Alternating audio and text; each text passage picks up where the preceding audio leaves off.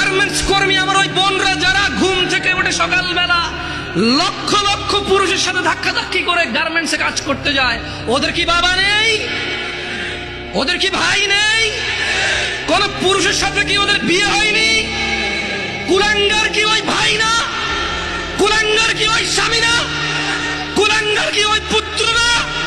যে বেঁচে থাকতে তার বোন, তার মা, তার স্ত্রী কাজ করে তাকে খাওয়াইতে হয়, অথচ তার জিম্মেদারি ছিল না। দোষী কে এ জায়গায়?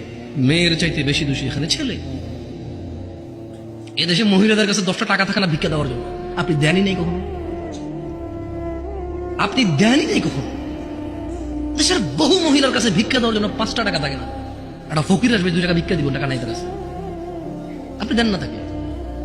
আর ওর বাপ মরে যাওয়ার আগে ইচ্ছা করে মেয়ে পেয়ে গেলে আরেক বেটার পোলা ভাগ পাবে, মেয়ের জামাই আর নাতিরে তো ভোগ করবে, এই ভয়ে বেঁচে থাকতে ছেলেদের নামে সব জমি লিখে দিয়ে গেছে।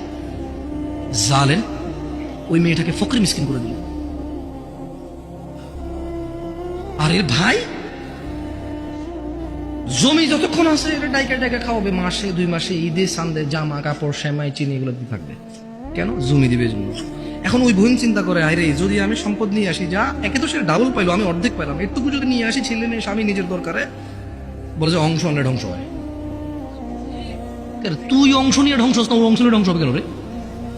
তোর বাপের অংশ তুই খাবি, তুই ধ্বংস হবি না। তোর বাপের অংশ তোর বোনে খাবে, সে তার বাপের অংশ খাবে, সেখানে ধ্বংস হবে।